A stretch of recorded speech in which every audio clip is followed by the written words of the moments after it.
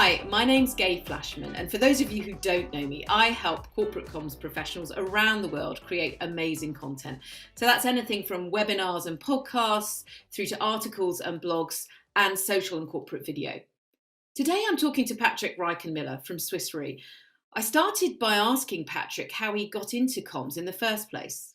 Well, I originally I studied political science when I was in university, and that has always been sort of my interest has been in the area of international relations, on sustainability issues. Climate change was already something that was talked about 20 years ago, so that was always something that was of interest to me. And I started my career at the World Bank, which of course is public institution, very much research driven. I've always sort of worked in research-driven organizations, but what I found really quickly was that research and knowledge in and of itself doesn't move the needle, doesn't change things unless it's communicated, shared. And so I kind of fell into the public affairs communications track at that time, and never really left that track. And so I These still things, continue to believe yeah, that that's what's important. Is knowledge is great, but it's worth very little if you don't share it. you can produce a beautiful thing, but unless you can get it to the audience or the customer that you need to, no one will ever know about it. Uh, What do you think the skills are that really lend themselves, or what are the skills that you use every day as a communicator? I think the first most important one is to be curious, curiosity, and I mean really wanting to understand the content and wanting to understand what's behind data or research and what that might mean. So I think that's really, really important. I also think communications, there are so many different types of disciplines that make up communications. There's PR, there's marketing, there's corporate communications, there's media relations. And so I think I would say a general curiosity and interest in your audiences, because essentially these communications disciplines are linked to specific audiences, are probably the most important skills to get started. Everything else is, I think, technique. Learning to write, learning to put together a nice video, social media skills. Those things can be acquired and learned over time.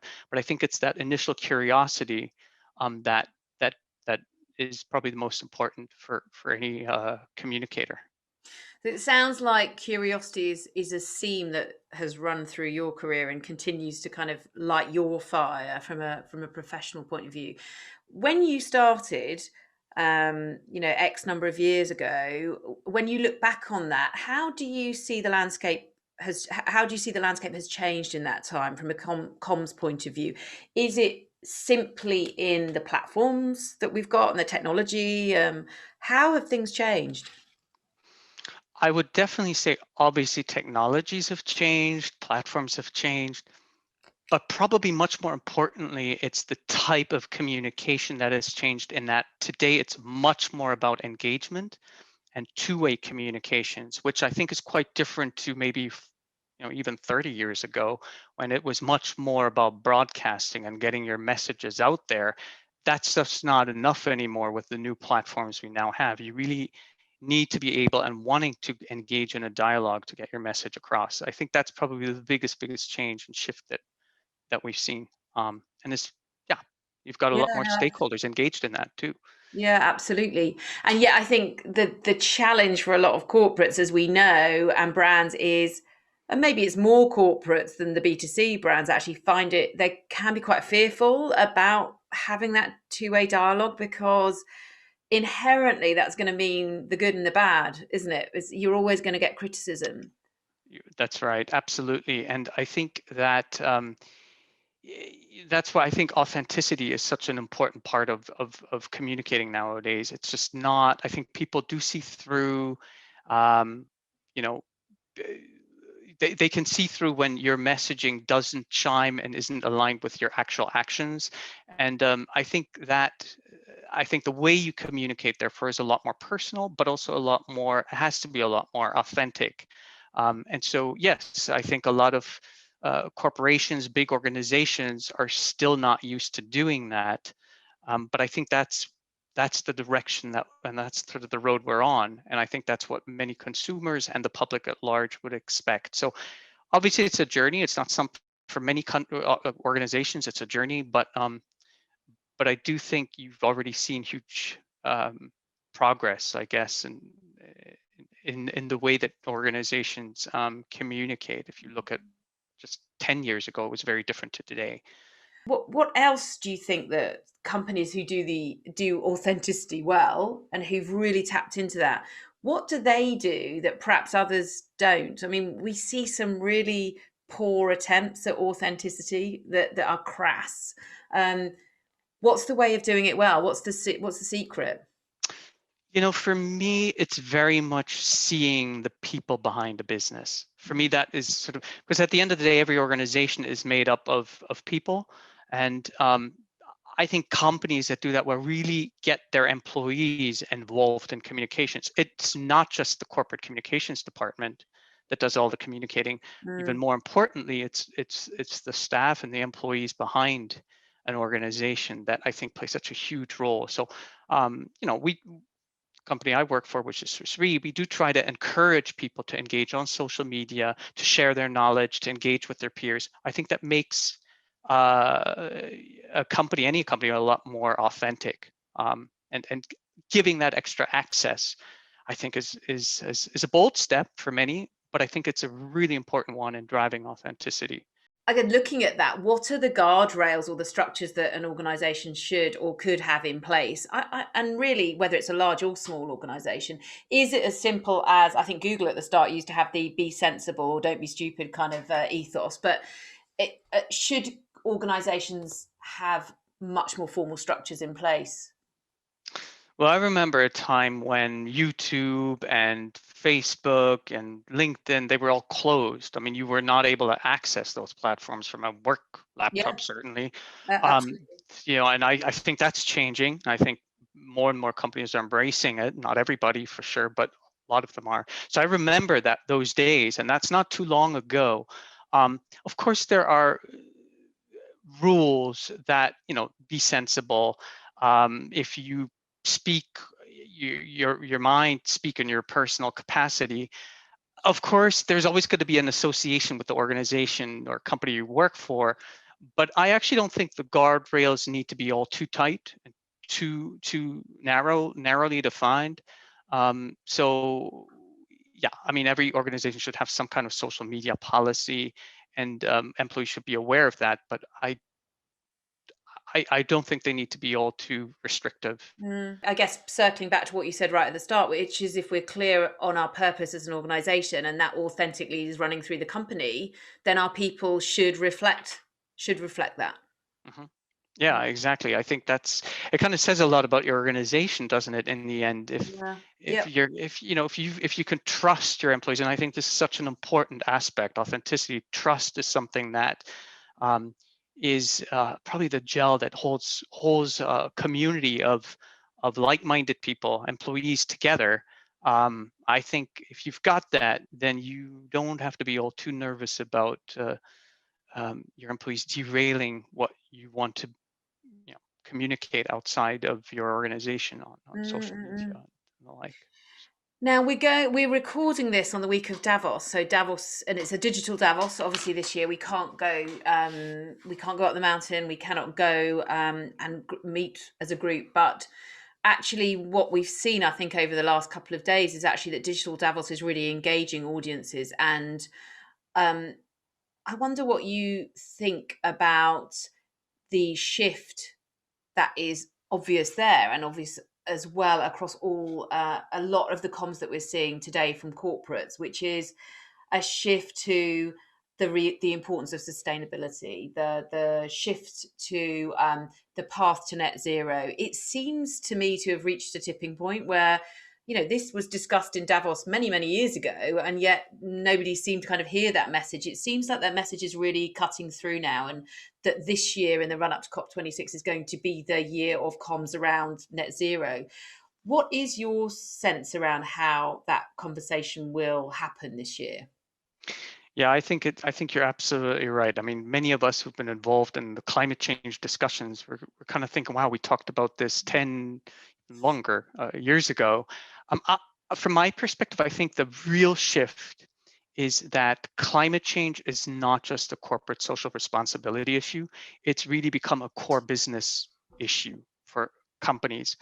And linked to that, and I think this is where 2020 and our experience with the COVID-19 pandemic does come in, I think there's a much greater level of risk awareness amongst businesses, but actually the public at large, that realize when a big risk, in this case a pandemic, does occur, it really impacts you, and it impacts all walks of life and is extremely pervasive. And so I think there's a real deepening concern about climate change, and I think a lot of businesses now are actually seeing the material impact of climate change.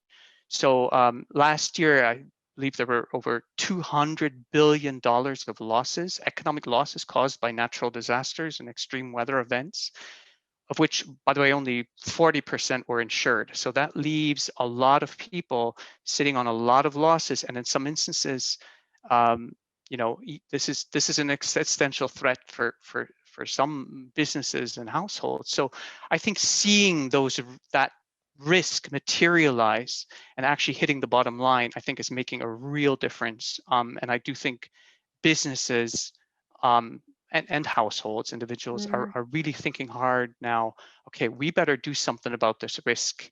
And it's a lot more gradual than a pandemic, but there is risk that is materializing, and it's not going to get any better unless we take action.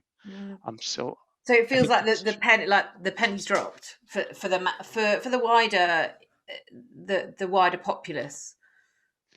I'm cautiously optimistic that that's the case, and we talk a lot about building back better as well. So I think the pandemic is such a huge event. I think we will all be talking about this and this experience for a long time to come. And I think it's just one example of how a global risk can materialize.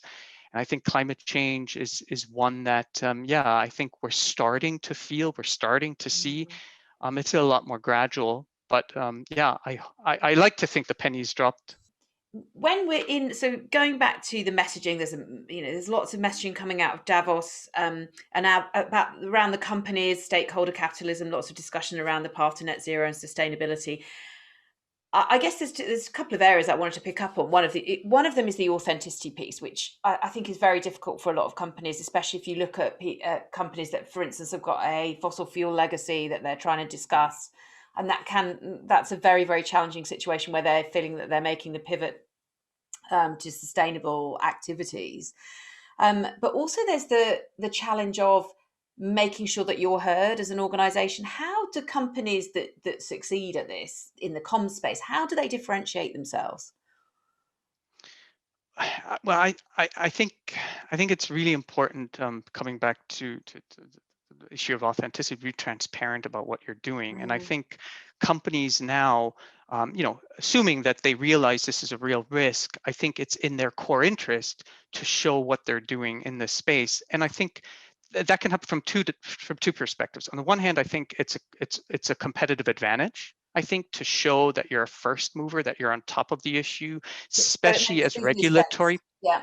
Yeah. Exactly, especially as regulatory pressures mount, and regulators are increasingly expecting companies, not just financial institutions, but others as well, to disclose the climate risks on their balance sheets and in their business. So there is actual, this is a core business interest. So you need to sort of communicate what you're doing to show that you're on top of this. I think the other thing you're seeing, and I think Davos, since you mentioned that, is a good example of this, is that you're seeing unprecedented collaboration across industries around this issue, which I think makes me very hopeful. And it's not just talk, it's action.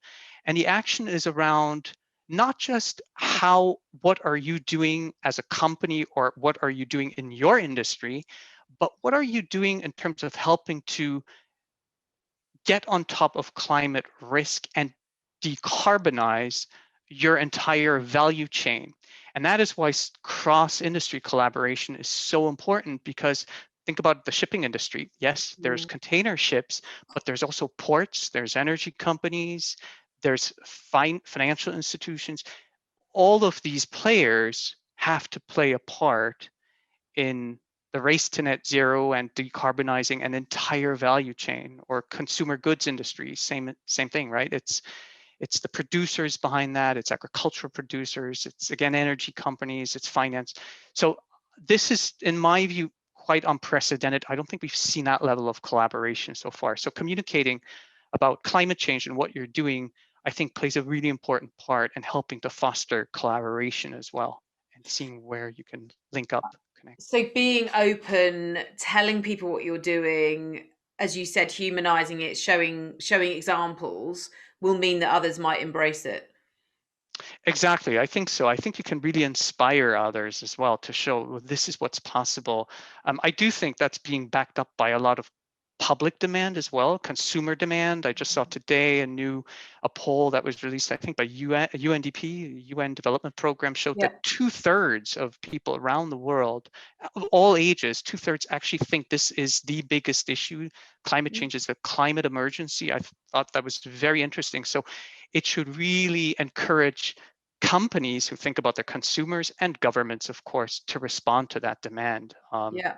So I think you said before, you've got this government, we've got a top down and a bottom up pressure at the moment, I think, which hopefully is moving things in the right direction. That we've got, I think Larry Fink at BlackRock has just reconfirmed his commitment to investing in sustainable projects and companies, which is obviously part of that top down pressure. But yeah, there's Right. a groundswell. There's ordinary people are, again, I guess, supported by social media in the sense that they've been able to get together and collaborate themselves to form a movement to share the message of the importance of this for them, which is another way that communication has changed, I guess, part of that two-way street that you mentioned earlier.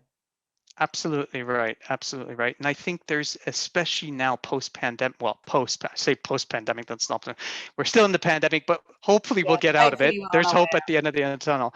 I think there's a real opportunity here for businesses, for entrepreneurs, maybe new entrepreneurs, to step in and think about new business models, new business practices. And so, yes, I think by communicating that and sharing examples, I think you can really inspire people and businesses, big and small. out. So I would like to see that. So finding case studies, I'm going to call them case studies, which sounds terrible, but as somebody who regularly has to, is asked by clients to, what they should be doing, and you're like, well, we need human examples. You need to be able to surface, to demonstrate that you are at the end point actually delivering what you promised. That's so important. And as you said earlier, these days it has to be transparent. There's so many ways of being found out, aren't there? And I want to just circle back to trust. What else should organizations be doing? And, to build trust. The cynic within me and the former journalist says, oh, the company is just all about, shareholder value and, getting returns. And, should organizations be talking about trust and purpose and laboring that point? Well, I think there's this word, I think, that came up years ago already, called greenwashing, right? Yes. Companies just talking about what they're Mhm. doing, but they're not really serious about it. I just don't think greenwashing is enough anymore. And I think you're opening up your business not just to reputational risk, of course, it's risk, but you're actually opening yourself up to losing customers and Yeah. consumers. And I think that's a big shift now, is that consumer pressure is really powerful, and and I think businesses who are really in it for the long term and who want to develop a sustainable business model, they Mm. have to do more than just greenwashing. And I think Yeah. that's where trust begins. You need to obviously have targets that are measurable so that you can show progress and prove what you're actually doing. I would say also, from a communications point of view, um, it's good to talk about the risks. And we Mm. do that in the insurance industry. We talk about risk all the time. It's our core business. But I think equally important, if not even more so, is to talk about the opportunities, Yeah. and what's out there. And it can be new technologies and about new industries, of course, like the renewable energy sector. It can be whether it's electric vehicles. So these examples really inspire. And I think that um, just talking about the risks it's uninspiring. I mean, it's a bit Yeah. scaremongering, but And also yep. people want, I guess, as storytellers, we're storytellers, we're communicators. People want to hear, it's the classic, they want to hear the vanquishing hero, don't they? The outcome, the way in which we've solved a problem. And maybe some of the stories we can tell around sustainability are those types of stories. Um, do you think that, do you know of organizations, or have you got examples of companies that you feel are doing this well? I keep coming back to, and I find when I'm doing my research, I keep coming back to, the Patagonia, or one of the classic companies that is quite touchy feely in the way that it communicates. But are there any, and it might not be particular names that you want to reference, but which are the companies that are doing it well, and why are their stories great? Well, let me put it this way. I think that those organizations that deal with consumers on a day-to-day basis are Mm, those who can, I think, affect change in the sense of getting consumer demand, or reaching consumer demands and communicating to consumers, mobilizing. mobilizing, yeah. Yeah, exactly. Change. So those are, some of the big consumer goods companies I think are doing very well. I mean, I do think if I think about a company like Unilever, I think Mm, they're very strong in the area of sustainability. You have IKEA, another big company that we of course all know. I think they're doing a lot. From a financial point of view, Swiss Re, global reinsurance company, they're doing a lot in the financial sector. I think has a very important role to play in all this, mm, because they are enablers yes. of change, right? They're catalysts of change because of the financial um, services that they provide, banks included. So there are players, but I think the crux of the matter is the you're only going to reach that scale and really decarbonize value chains and supply chains if you work together. So I don't think there's just one. I think the most inspiring examples will be those, and I haven't seen too many of those, Mm, but will be those that show this is an entire value chain that we've transformed and changed. so where, as you said before, and I think it's really interesting, you're right, I don't think there are great many examples of this, where companies will tell the story of how they've collaborated with other companies. And I know that Microsoft and Amazon recently did a project together, and they did do some promotion around that activity. But I think that is unusual, and maybe that's what is going to need to become the norm. And I think maybe that's the next challenge for communicators and leaders in those organizations, which is they need to be seen to be coming together to try and Yeah. solve some of these problems. Yeah, exactly. And I think a key part of that will mean understanding the other's perspective. And Mm, the same goes for public-private partnerships. I mean, this is a term that has been used for so many years. absolutely, and How very many familiar. and how many great examples do we really have of public-private partnerships that are in it for the long term? Mm. Not that many. So And in the infrastructure space, that's a big, because investments are so low, it's such a long time that one has to invest for. We want to hear those stories, and maybe, what stops companies telling, what stops them coming out these stories? That's what I'm quite intrigued by that. And having, I work with clients sometimes, and it's potentially sometimes it's just that they don't recognize that they've got those mm, stories in the organization, or that the communicators and the comms teams are too far away from the grassroots, the place where the impact happens. What do you think? Why don't those stories, how do those stories get lost? that's a very good question. I think sometimes I think it's because these stories are, or the projects are small, but you have to start somewhere, right? And so I think in organizations sometimes, um, I wouldn't say there's jealousy or envy, that would be going too far, but I think there's always a little bit. Well, why should we be talking about this small project here when in Mm, fact our core business is somewhere else? It may be more conventional, but it's that big business. And I think sometimes organizations may be a bit reluctant, for internal reasons more than anything else, to talk about those smaller but innovative projects. yeah, Um, absolutely. And that, um, yeah, that maybe they're looking for, I think it's back to sometimes this idea of a big headline, and a slightly more old fashioned approach, which is PR. We want to go out with a big story. It's going to get the lead in the, page 3 lead in the FT or Wall Street Journal, rather than we can tell a really interesting story which will really engage and enrapture an audience who might then share it, and then our brand and reputation will be influenced as a result. Yeah, that's very true. And and they miss the point that those are exactly the kinds of projects and initiatives that inspire, and that we need to communicate, and that we need to in order to connect with both other businesses but also with consumers. That connection is really important, isn't it? That whole I'm going to use a horrible word, relatability. But actually, it's really important that we're telling stories that people can empathize with. What do you think? Is there a secret to that? I'm thinking that you might talk about humans again and real people, but is that what's at the heart of delivering stories that people can really connect with, do you think?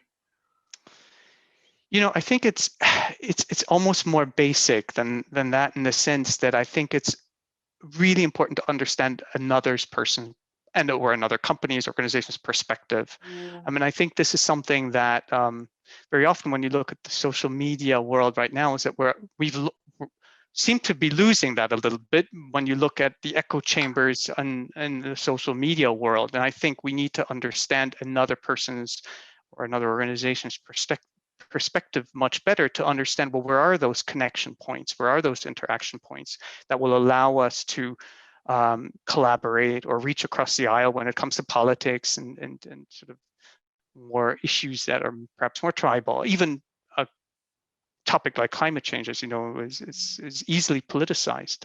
If you Yeah, look at absolutely. the United States, for example, but not just the United States.